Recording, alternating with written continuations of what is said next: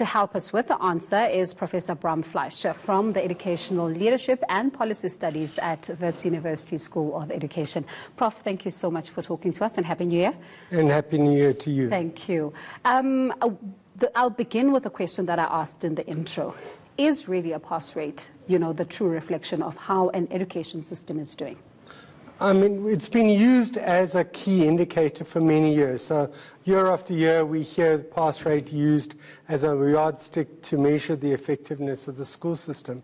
And I do think it has a value, but I think it is a limited value because it doesn't tell us anything about the quantum of the learners going into the examination and to what extent that's changed over time. It doesn't tell us a lot about the actual quality of the pass itself.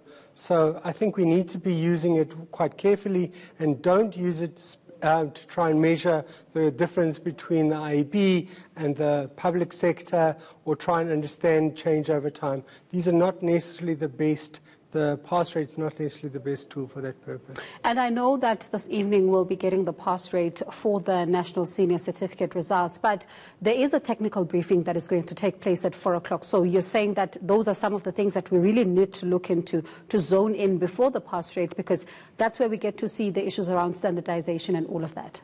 Yes, absolutely. I mean, it's important to look at, for example, how our learners are doing and the average mark in key subjects like mathematics and science.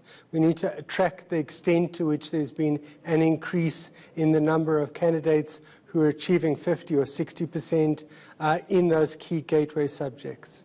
And now when you look at, the school curriculum itself and the way it's designed, both in independent and in public schools, do you get a sense that pupils are prepared, for the life beyond school? Are they prepared for life beyond matric? Can they, with the skills that they're being taught at school, be better equipped to know that it's not only about education, but there's a lot of stuff that they get taught. They need to get taught like endurance, perseverance, and all of that.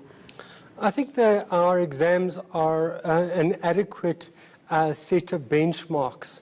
I think that many of the exams, and particularly the ones that I'm most familiar with, are the public exams.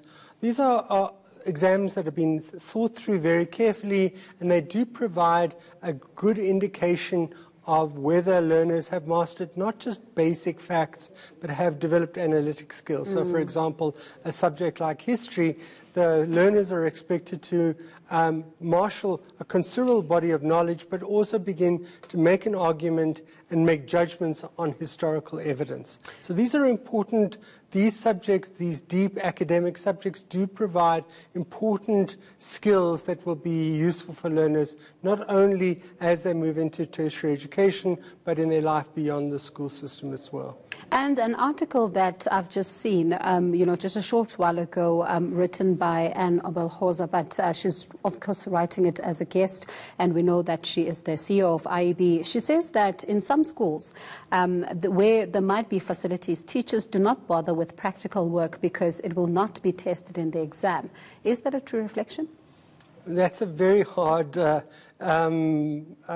comment to respond to. I mean, it's an empirical question. And I'm afraid unless I'd done much more rigorous work, I wouldn't be able to comment. I understand. And also now when you look at, the fact that very few schools currently are encouraging experiential training with, where the pupils are concerned, do you think this kind of training is important, especially looking at, where the pupils are going to be going in future?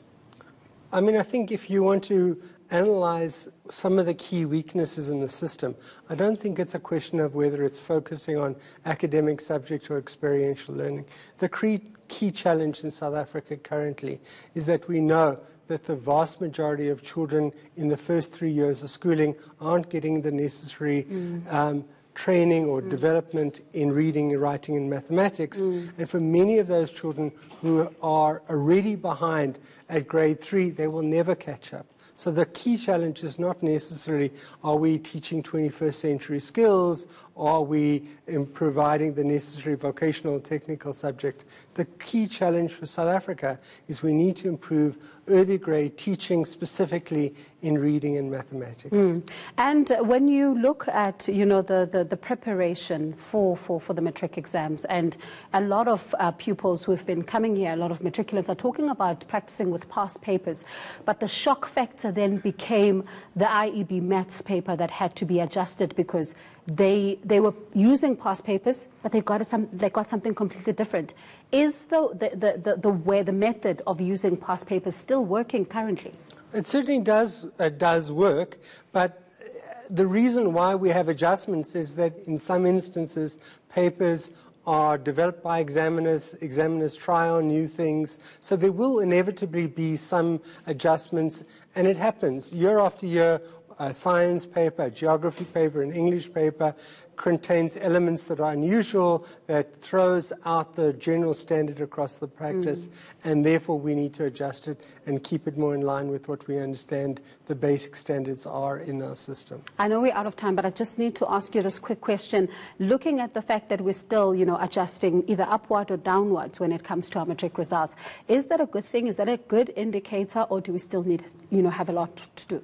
I mean, I think the maths paper is a very good indicator of why we need to do adjustments. It would be unfair if you have a paper which is particularly difficult.